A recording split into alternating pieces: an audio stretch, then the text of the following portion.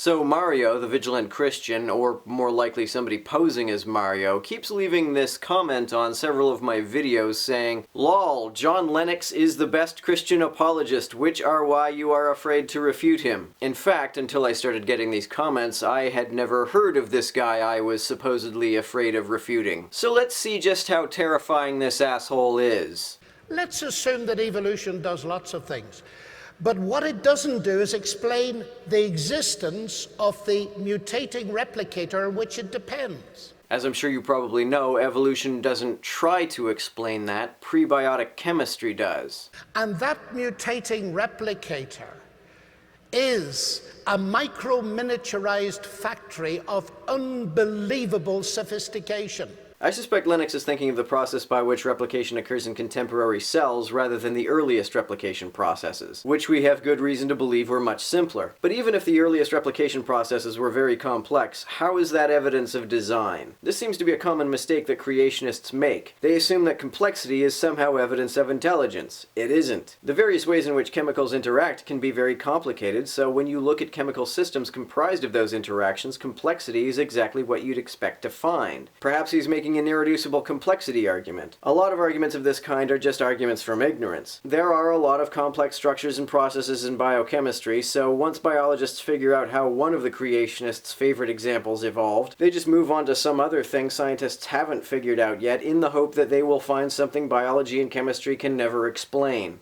What we've got in the biological macromolecules is something that physics and chemistry do not know, in the sense that you've got a signaling system, you've got a code, you've got a translator of the code.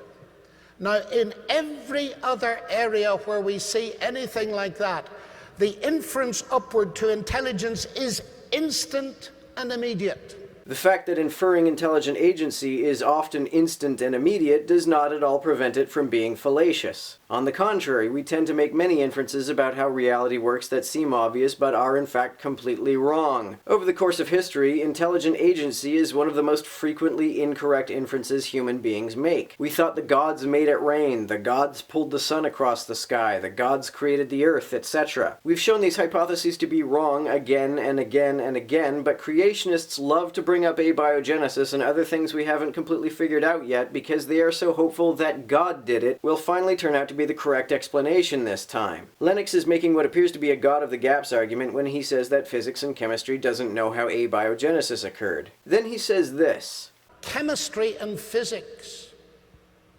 do not have the capacity to produce these things. Citation fucking needed. The fact that we don't yet know how chemistry and physics produce the earliest self-replicating biological molecules in no way demonstrates that chemistry and physics don't have the capacity to produce these things. You see, what we've got is a choice.